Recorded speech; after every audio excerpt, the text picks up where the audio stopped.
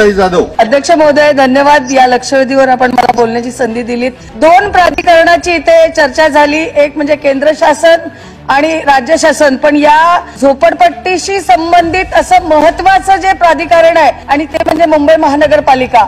ताई, तुम्ही उल्लेख केला त्यांच्याकडे रेशन कार्ड आहे, आधार कार्ड आहे, किंबहुना त्या संबंधित वॉर्डच्या कॉलनी ऑफिसरनी दिलेले फोटो पास, जी पात्रता बघून दिले गेलेले जातात, ते फोटो पास सुद्धा त्यांच्याकडे असताना अध्यक्ष महोदय, माझ्या विभागात डॉकेट स्टेशनच्या वरती पेनिन्सुला कंपनी होती, जी रेल्वेची, जी अस्तित्वात नाही. रेल्वेचा त्याच्याकडे कुठलाही काही आधार नाही, फक्त पेनिन्सुला कंपनी आहे. आज त्याच्याकडच्या त्या झोपड्या आहेत, ह्या बाधित होत आहेत पावसामुळे.